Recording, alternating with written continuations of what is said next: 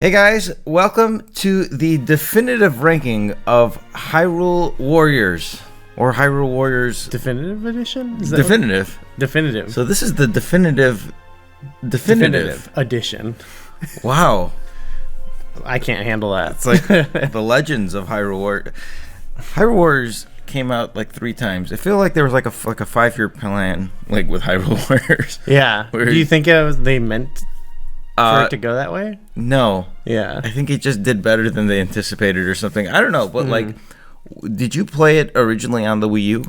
Only a little bit. I had played some, but I don't think I ever like played through the whole thing. So this is really my first time going through the actual story like fully. Okay, so you had it on Wii U?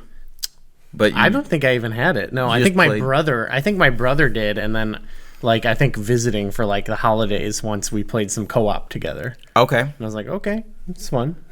Okay, so just you got a taste of it. You never played the 3DS version then, I assume. No, I never played that. Yeah.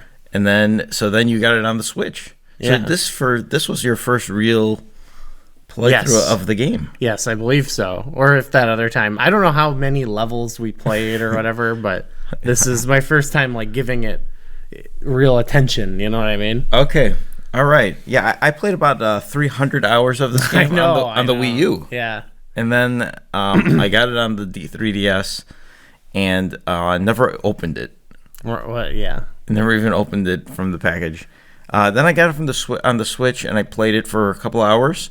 And I'm like, you know what? I'm not doing this again. Yeah. And then about 3 years later, then I played probably another 200 hours of this game. Oh, okay, never mind. So I thought you were sensible about it. No, not totally not sensible. We'll get into that. Okay. Like, so this is also one of those sort of like with Age of Calamity and Cadence of Hyrule. Like, it's like, does it fit the machine that we have here? Yeah, you interpret the numbers how you will. So let's talk about the world of Hyrule Warriors. Okay. It's okay for me. Yep. My number 2. I can't remember also what I gave like things in Age of Calamity, but I found myself like comparing the games pretty often, and I think I actually gave that one like maybe a 3. And I was thinking because in that one like I did sort of like that it felt for the most part like it existed sort of in the same universe as Breath of the Wild in some way, whereas like this is kind of like a greatest hits type. Here's this stage from here, which I think I actually think that's cool though. Like, it's not necessarily a bad thing. It's just like it doesn't draw me in like other Zelda games could, you know? Right. Yeah. Like with Age of Calamity, that was like it was the Breath of the Wild world, like the same characters and everything. This was like, we got these like, Darunia was in there, and Princess Ruto from Ocarina, and it makes sense. Like I think Agatha's there. Like it's kind of fun because it's like this big. This ties a little bit more into the story, but it's like this big, like almost anime type story. Yeah. So I kind of am willing to like get into that a little bit of like, oh yeah, this is supposed to be a little out there, It's right. It's not supposed to like be that serious. Yeah, and it was like, it's kind of like Smash Brothers or something. Right, it's like the Subspace Emissary or whatever. Yeah, it's like kind of a ridiculous story, but there's a few new characters in there. We get Sia and Lana. Yeah, and they're fun. Volga. Yeah. He's like the henchman. Yeah, and then Wizro. That's sort of Wizro. Yeah, Volga. Yeah, but remember when they first introduced him? He's like in the first level. He looks like Volvagia or something. Like he's like a fire dragon, and then he's just a guy or something. I do like those new characters. Like I think they're the most like anime thing about the game. And it kind of is actually. I think that's important to like tying all that stuff together. I think that added like wacky anime element is what makes like Skyward Sword world next to Twilight Princess and Ocarina of Time and all that stuff really makes sense. Yeah, I think it was okay. At the end of the day, it was like, all right, I give it a 2. Okay. Yeah.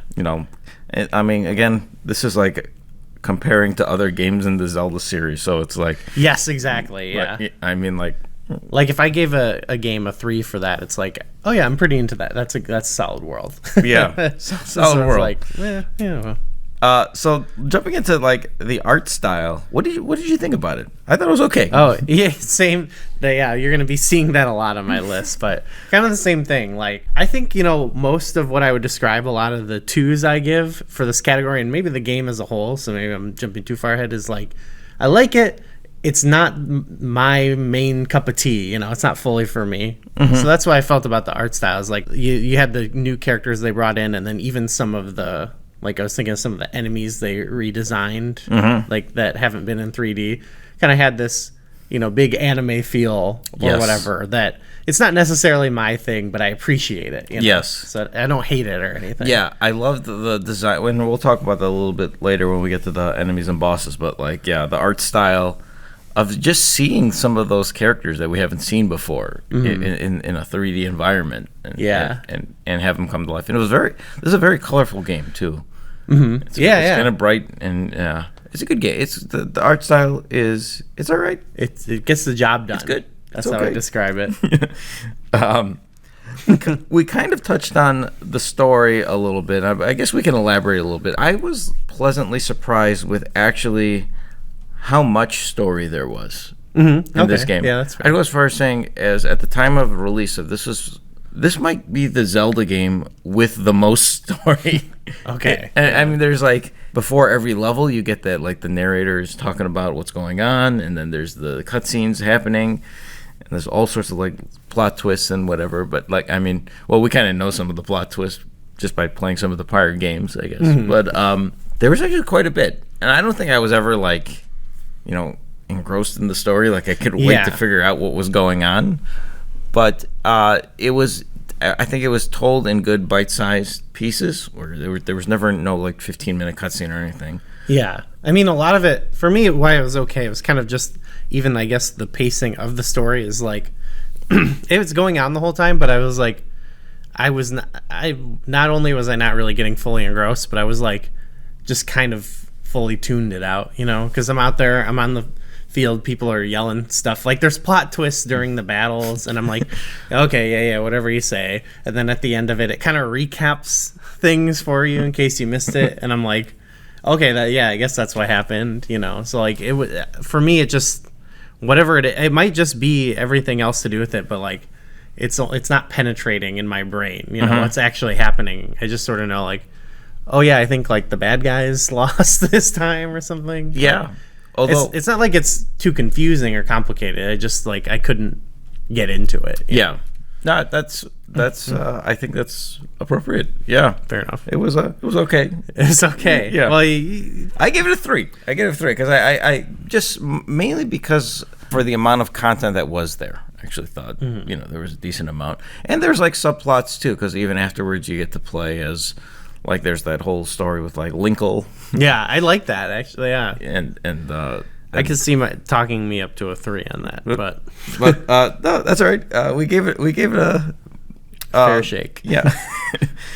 You mentioned the pacing and progression. This is a weird one to me, because it was like, and this kind of ties in with the story, and this is why I actually like the early game of this. Okay. And I'm talking like really the main story here. We're not talking about the side content. But you kind of get to the conclusion of the story, but you're really only halfway through the game. Mm-hmm. And like then you play like there's like these like additional missions that pop up. There's the Linkle stuff, then there's the stuff with like Tetra and like the I guess the Legends content. Mm-hmm. It's not really woven in. You play as the bad guys for a little while too. Yeah, you get to play as Ganondorf and Girahim. That's pretty fun. Yeah. But it's like the story progression is just weird because these are just subplots at this point. Like and they're not really tied in. So it's like there is no grand finale to this game. Right. Yeah. So that's more of the story progression, I guess. But. Did you feel like how about like from a difficulty progression though? Did you ever have any trouble with the difficulty? I don't think so. Did you just play on medium like the regular? You played on medium, yeah. So like I don't want to say like oh the game's too simplistic though. That's kind of how I feel, but it's like I don't know. On medium, it just doesn't feel like there was much, like reason to really try another strategy or anything like that. I think you occasionally like run into something that hooks you up for a second, and then you just gotta go, oh, like I gotta do this, Right, and then yeah. okay, boom, no problem. I will say, like, and we'll talk about this more with the side content. I don't. Did you dabble too much into the adventure maps? I did a few, and it seemed cool, and I liked how some were thematic and stuff like that. But like at that point, like after I rolled credits and done a few levels, I was like, I'm good with the game. You've had your. Okay. I've had my fill. So like when I think about my history with this game, I probably played, whatever 500-600 hours over the course of the different variants of the game. And let's say if I played 600 hours, I only played probably 50 of the main story, or maybe 100, and then like 500 of those hours were the adventure maps. Right. That's why the pacing of it is hard to nail down. But right. Even the pacing or the progression really of the adventure maps is a little awkward.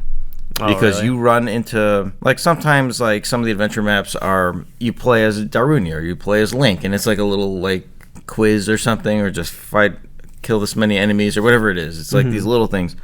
And then, like, you run, like, fairly early on, or, like, I think in the base adventure map, not even in the advanced ones, there's, like, you play as Agatha, and you have to kill 3 imprisons or something, and, like, to get an A rank to unlock, and it's like, where did this come from? And like there'd be like squares on the adventure map that are adjacent to each other, and one like you can beat it with a level 30 Link or something. But then this Agatha, you need like a level 200 Agatha to beat these 3 Do you prisons. think that's maybe intentional though? That's like, hey, like some of these mixed in, you're gonna come back to because they're gonna be harder. I don't think it didn't look like it was designed like this is level 1, 2. You know what I mean? There's like an imbalance of the characters. I think that's part of because some of these characters they're just so weak. They're not nearly as strong as some of the other characters, and it makes some of these missions. Balance that's a good category that we should add. Yeah, competitive balance. This is like a fighting game. I guess this is the category to really describe that. Although I sense, and when I say sense, I mean I'm talking like yesterday, as the time of this recording, found out that there's a way to cheese these adventure maps that I didn't know about before. Because like some of there's an adventure map where I know this one just sticks out to me, where you have to fight 3 imprisons as Agatha. Yeah, you can only get hit once or something over the years. And what I found out is you could play co-op. So what you can do is you can all the adventure maps are co-opable. So it's like you can play as Link and Agatha. And then just take Agatha and go throw her into the corner and don't even move, and just fight the imprisons with. You can just like get a Wii U gamepad and like hold or the Switch and hold the R button down so like it's blocking. And just stay in the corner and don't move, and then just beat the imprisons as Link, and then you win as Agatha because you get the A rank. Okay. So that's the way. That's the way to do it. I think we had stuff like that. I can't remember exactly how it worked, but in most of do they like scale it or whatever if you're playing with 2 people? I don't think so. Okay, because that's what I found too, and I guess that this is a good category for it. But I played the whole story through co-op. Okay. Me and McKenna played it through, and I think having an extra person often made things significantly easier. But I couldn't tell if like they balanced it or not.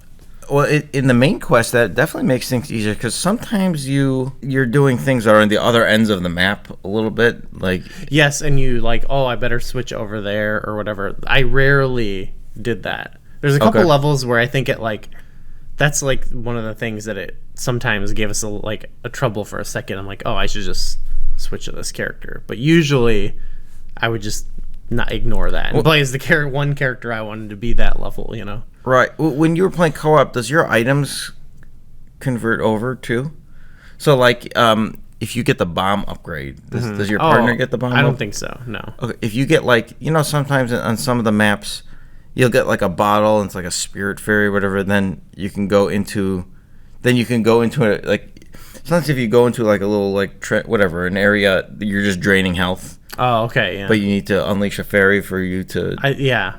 Like I think that like carries over, right? I think this one person had to bring it to the. Oh, thing. He did. Yeah. Okay. I'm pretty sure, but. Well, yeah.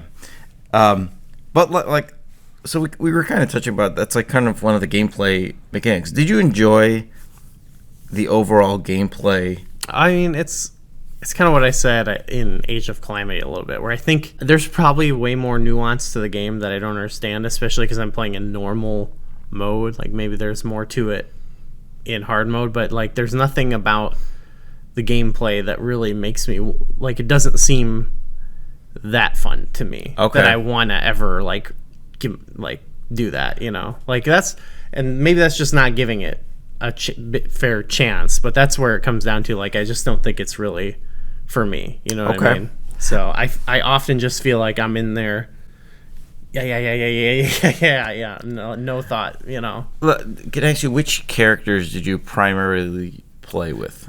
Well, in the story, you kind of have to mix and match a little bit. Yeah, which I like. Link is almost always there. Link is almost always there, but I kind of would like to try all the characters out. And I think I eventually had a few that I liked in particular. I think Link was probably my favorite one to be, but I definitely mixed it up, which made it a little fun, but the characters aren't really that much different. I didn't feel like there's some, but. Yeah, there's some differences, but like I would say, especially compared to Age of Calamity, I think the characters are more.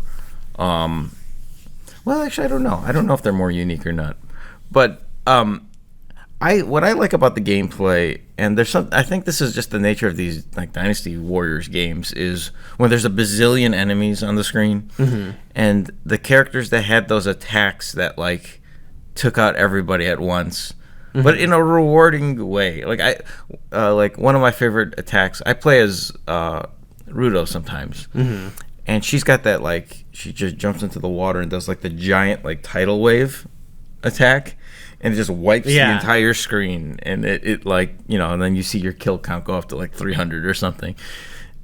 I don't know. It's kind of rewarding. It is a satisfying feeling. Or like, I'll give it that. I think Sia has the one attack where she makes like the 6 blocks and then jumps and then like or squeezes them together. And whenever you kill a bunch of like, you know, like helpless bokoblins at the same time, I think there is something satisfying about that, and that it was a good game. I think for me, like, come home after work kind of tired and just kind of like veg out for a second and mow the lawn basically. But that has like kind of a limited shelf life for me, you know what I mean? Like, I feel like it's more exciting. I think it might just be presentation, like a game where you have to, like, if there's a game where you have to just like fight one guy and it's really hard, like it could even be as easy as this, but I think just that is easier to like get into and like be more engaged with, whereas like I'm mowing down a ton of enemies, at some point I just feel like nothing can kill me. So yeah. Yeah, you end up using, like, I mean, some of the characters have different combos and you can unlock them, but like you end up getting a feel for certain moves and then you just do the same moves over and over again. Right. Yeah, that's, you know, kind of how it went. Maybe you need to just try it on hard mode. I really don't know if that matters, actually. I think when you play it on hard, like the higher difficulties, what you end up realizing is, oh, my character's just a little underleveled. And then you just end up grinding until you get to a point where you're overpowered a little bit. That doesn't always work, but I mean, yeah. But like I mean, it kind of ties in with the gameplay a little bit, or more so the combat, the items and abilities. And wow. I give it a 1, actually. Like, I do like some of the different characters' abilities that they have, but specifically the items in this game are like atrocious, I think. Okay, yeah, the like little, you get the hook shot, and like it's like the only point to use the hook shot is there's like specific points where like, oh, let's put a hook shot target here, and then you just have to stand in the square and use the hook shot, and like, I don't know why too. For me, anytime you have to change weapons, I'm like, because I am just like get in the zone. I'm kind of spacing out, and it's like, okay, now I need a hook shot, and I'm like pressing my D-pad. I feel like you're like thinking about it. A grandpa, you know, like, where's the hook shot?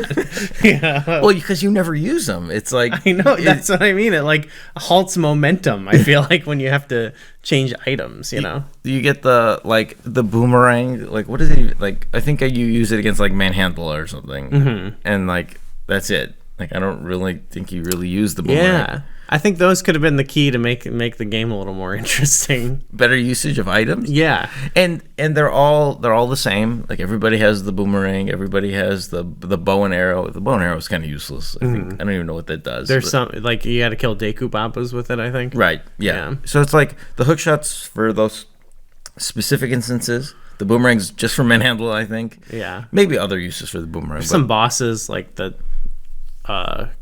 Kargarok or whatever it is. You use the hook shot for it. Right, yeah. So it's like, let's find another reason to use this weapon kind of thing. Bombs are like, you gotta throw them in Dodongo's mouth. And like, although when you get the super bomb, that's kind of fun. Cool, You just unload them. I just tap it. Yeah. I mean, there's a huge arsenal of weapons in the Zelda series, and I feel like that's fair. Maybe a little underutilized. I don't know.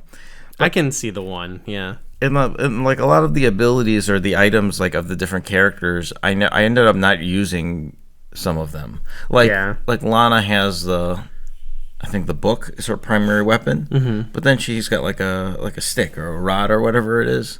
But then the moves are all different, and I'm like, I don't like this as much. Oh, okay. So I just don't even use it. I think I can see the appeal of that. Like Link has like 5 items or 6 items. He's got like the fire rod.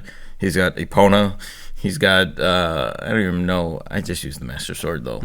It's just that's something I think actually Age of Calamity had an edge on to me, though I don't know if I rated them too different. Is I do like that, like at least changes up the gameplay a little bit to see like even if every character is not for me, to just see like what do they do? Okay, that's cool. Or sometimes you discover you really like one, whereas in this there was a little bit of that, but a lot of the characters I'm like doing the same thing. Outside of Link, did you like dabble in any of the other, in too many of the characters? Yeah, I pretty much played everyone once at least, and then some characters I ended up liking. I'd play a little bit more. Though I think a lot of the ones that I liked, like I said, didn't feel that much different. I think I liked it like Impa. Okay. Which is it didn't feel too incredibly different, Yeah, there was some. Not a fan of Impa, but there's some that were like weird, more unique ones. Like some that I had to actually like stop and go like, okay, wait, how? Like, what are you supposed to do with this one to like actually do good? Get a good amount of kills, and I eventually figured it out. And there was some satisfaction to that. Okay, that's what I think that comes down to this game is like, it's no matter what you're gonna be killing hundreds of people with ease. But it seems like where the fun comes in is figuring out how to be a more efficient killer. Okay. Yeah, whereas like most games make you overcome death like completely, whereas this you are a master of death. Okay. You are just handing out death left and right. I would say like just for me, I like Rudo. I like Midna actually with Wolf Link. She's got a few of those attacks that just wipe out the whole screen kind of thing. I disliked obviously Agatha. I don't like playing as Zant either. I don't remember. There's a few other characters. Some I don't remember. Like I don't really remember playing as Tingle. It's not even been that long, and some I just can't remember. I don't even know if I played Tingle actually. Okay. I didn't like Wizro. I didn't like. He's got that cool like. He's got a full. Wizro's okay actually. Okay. I'm because he's got the beam attack and then like the spiral attack, and it feels like it should kill more enemies, but it doesn't actually. Yeah, I think that's where it got me. All right, let's talk about the dungeons of this game. I kind of like view dungeons as the stages. The stages, yeah. And truth be told, I actually like a lot of them. Oh, okay. I do. I like. This is something that I far preferred in Age of Calamity, or in this game over Age of Calamity. Okay. Yeah, I loved they weren't trying to in Age of Calamity they were trying to use set pieces from Breath of the Wild in a way, and sometimes the corridors didn't really make sense or whatever. Or this seemed like they made the levels like it was like a toy box looking down or something. Let's put these, different. But Age of Calamity, they didn't use actual. Did they use the assets of the area? Some of them, yes. Okay. Yeah. I just felt like they were. I think they tweaked some stuff a bit. Okay. Quite a bit actually, but. Yeah, I thought. There were none that I really fully got into. Again, there's just something about the world that I'm not fully immersed in. You know what I mean? Okay. You're in a room that's a what do you call them, the bases, and it's just like 3,000, like you're in the water temple or something, and a room is like 3,000 times bigger than any room in the actual water temple, and the ceilings are, you know what I mean? It just doesn't it does feel like I'm playing an arcade game or whatever, and which is fun, but I don't know, there's not something fun. Like, I would probably get more into this game if it was in an arcade, I guess. Okay.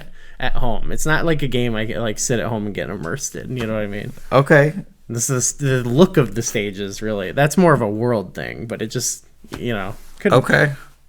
You mentioned the water temple in particular, and that one kind of stands out as these giant. I don't know if all the levels feel that way though. Yeah, but that one definitely does.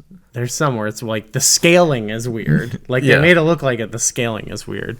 I like the Valley of Sears. I think that was a fun one. There were some cool set pieces for sure, but I think overall, like, I didn't really make. The maps are different. I'll tell you that, but like I didn't make much of a note of like, oh, this one like plays different than that one or something. There's just different barriers. Yeah. None of the levels like were overly like. I remember. I think this was when Legends was coming out, and they were talking about the new abilities, and you can do like commands and send people over to places or whatever. I don't know if you can do that in the base game. There really isn't strategy. Like, there's not that much strategy. Like, I was thinking this was going to be like, all right, like we have a game plan. We got 5 like armies, and where do we send them? And like, there's not that like commander kind of. You're not like a general, and you're strategizing what you have to do. Especially because they kind of like they all follow. They change it up and stuff as much as they can, but they all kind of follow a rhythm where it's like, okay, now these areas are open, and so you kind of have a there's like different orders, but a semi-linear progression and stuff like that. So it feels like things are usually just like laying them out for you. I think I would appreciate it if there was like, if you were like the commander of this army, and you had to like, if you had like 5 objectives you had to do, but then like there's like a time limit or something, and you got to kind of do them in order, and you got to like think about things a little more strategically. I wish there was a little bit more of that. There's like very small doses of that, but it doesn't really. That's not really what this game is. No. All right, let's talk about these enemies and the bosses. I mean, we've talked about the bazillion bokoblins and whatnot, but the stuff that stands out to me are the big bosses. Yeah, I'm with you. I like the Dodongo and stuff like that, especially that one, like how they use some of their like classic kind of designs, but then make them look modern, I guess. Yeah, they're kind of cool. The Dodongo felt like it was almost like the Ocarina of Time model, just like more colorful. Yeah, well, because they gave it like horns and stuff like that. So we had the Dodongo, we had Goma. Goma, I liked Goma's like kind of new look to it. Goma was good, yeah. Yeah, we had Manhandla was fun because like it was like we had never seen that boss in this world, so it was like the first time you saw it, it was, I don't know. I would like to see more of that. I did, kind of thing. Yeah. And then we had Argarok, which I was kind of that one they just kind of pulled the same design, you know what I mean? Like, I think it was a little different, maybe. Yeah, I didn't really like that one. It's not as fun to fight him. I don't know. It didn't do it for me. Then we had the Imprisoned, who it makes me want to fight the Imprisoned in Skyward Sword after seeing them. Oh, really? I think the Imprisoned in Hyrule Warriors is my least favorite enemy in like the Zelda series. I think it's just like, have some annoying. When it's stomping around. It creates those like red. I mean, that's in Skyward Sword, but you can just go up on its head. Yeah, and the battle just takes forever. It takes forever to kill these things. Yeah. Especially when you're playing with Agatha. And then we got the Helmarock King, and that was like in the Legends kind of like expansion. That's a cool. And you get the hammer for him. Yes. Yeah. This was one of those cases where, especially if you play the adventure map, and even in the base game in some cases, like, when you saw King Dodongo for the first time, it was awesome. It's like a boss battle. Yes. But, I have fought probably 600 King Dodongos at this point, and it's like... That's what I mean, like, I was, with the last category, I was saying, like, they that the levels opened up and they have this like a certain rhythm, but they would change it up once in a while. Like a level doesn't always follow the same structure, but after a while, if they run out of things they can really do with like that sort of opening up the level. And that's kind of how I feel with the enemies too. Like after a while, there's only so much you can get out of this content, but there's so much of it. So yeah, like that can be, I'm sure that could be like, I could see how people could like that, but for me it's like, no, okay, let's change it up a little bit, right?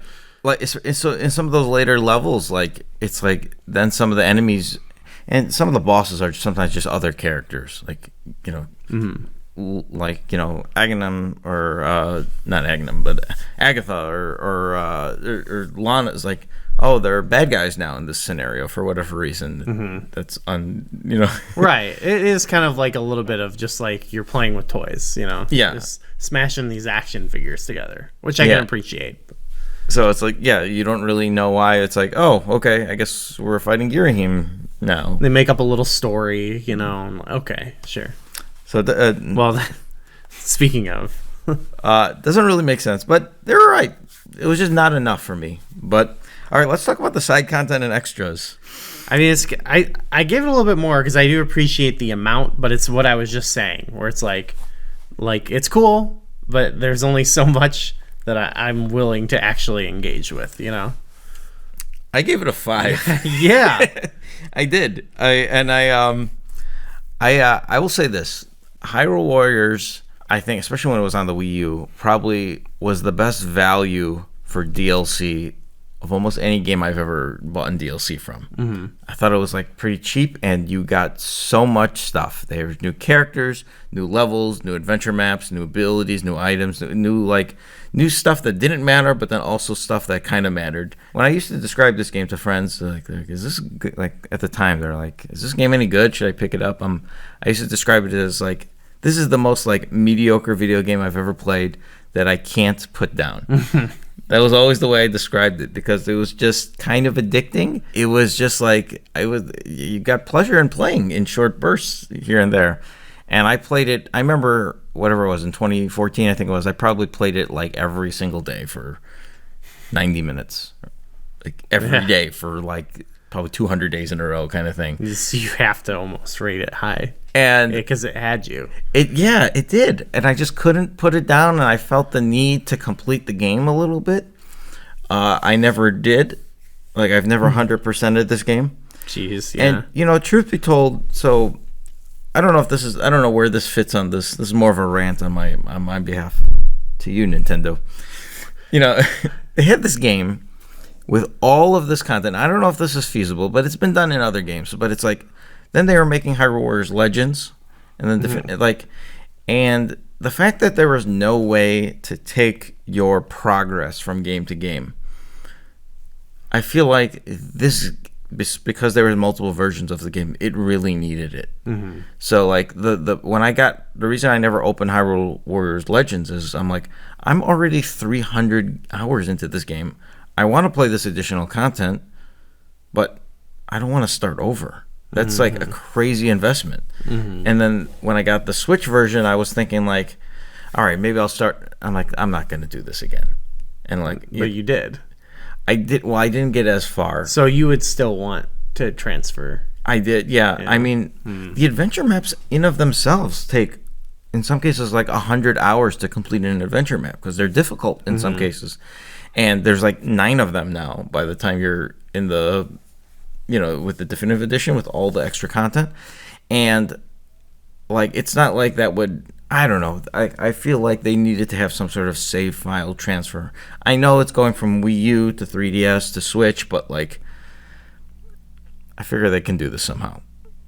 I don't know. I'm sure it's not a high priority for them. But it was like, but I feel your pain. So I don't know where that goes in here, but that was like, that's the biggest knock I have on this game, actually. And this is a category you gave a 5. Yeah, well, so that's just how passionate you are about this. I don't know if that goes into the side content, but it's like, it's just, there's so much of it that it made it almost unbearable to start over.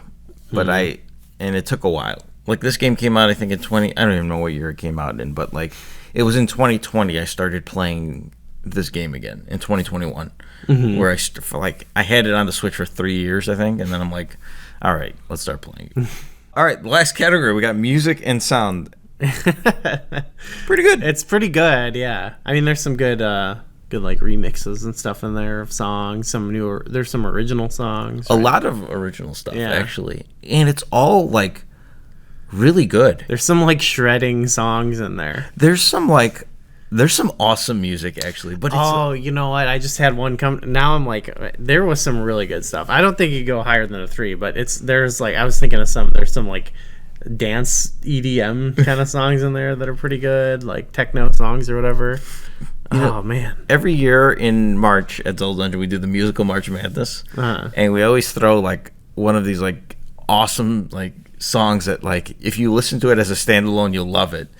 And then we put it up against like a Zelda song that's like okay, not very good, but it's from one of the primary games, from Link's Awakening or Ocarina of Time or something. Yeah. And then every year, those like okay songs just completely demolish the Hyrule Warriors song. It's like a voting poll kind of thing. Basically, these are good tracks that nobody seems to like. Yeah, there's some really awesome songs that you could rank high, I think. Yeah, but yeah. So let's look at it overall here. We got so looking at your list, we got a 2, a 2, a 2, a 2, a 2. This game seems like a kind of a 2 out of 5 to you.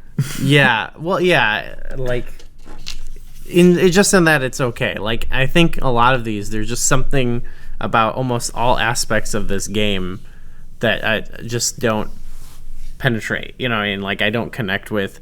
And then I was like, yeah, well, I can appreciate that there's a lot of stuff if you like it, and then like the music is obviously good. It's a Zelda game, so that's the best I could really give it. Like I can see it being a game that I would play in like short spurts, like every once in a while, and like get a lot of enjoyment out of it.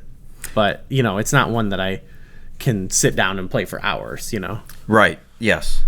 And also, there's a point that I was going to make during gameplay that I completely forgot. But this is also a big sticking point to me. A huge one. A massive one. Yeah. No online play for this game is a problem. But even more so, local play is not possible like through Wi-Fi or through a network or anything. Yeah. It's split screen. Mm-hmm. And it bugs the crap out of me playing it on that shrunken down screen. That's how I pretty much played it, so it didn't really bug me. But it's like once you play on the big screen, the idea it's like I don't know. It's honestly that playing it split screen is what probably got me through it, like playing that story mode as much as I did. Like I never fatigued. Like I kind of fatigued playing Age of Calamity, but this like we had fun up until the end because it was kind of like it was a co-op game to you. Yeah, it was a we were fun just hanging out. Okay. Like, oh, hey, I'm midnight or whatever, I mean, this day and age, not even this day and age, we're talking like 15 years ago, a co-op game would be like, all right, you playing yours and I'll play on mine and let's connect. It should have both, yeah. That doesn't exist. And that didn't even exist in Age of Calamity either. That's really weird, which is mind-blowing. I mean, come on. That's so strange. But for me, it ended up being, I finished 2.4, which is not the bottom of, like, it. I have it ahead of Age of Calamity. That's probably the one that's most noteworthy here because I actually prefer this game over its I guess its sequel. It's whatever, but I have it higher than almost all of the other spin-off games, and I have it higher than Spirit Tracks actually. Well, I think I do as well. Yeah. No, you're. Oh no, I don't. You have it ahead of Four Swords Anniversary Edition. Oh yeah, okay, that makes sense. That fits. I in my head, I don't know. Like, I think that is appropriate. I think this is a good representation comparing it to Age of Calamity, where like both games have the failure to fully connect with me, but I think I like Age of Calamity a little bit more. Okay. But like only fractionally. So it's worth noting that the community and the staff actually have it on the exact same like spot. Oh, really? Wow. But it's like this is a good ranking for it. Hyrule Warriors is ahead of Legend of Zelda and Phantom Hourglass.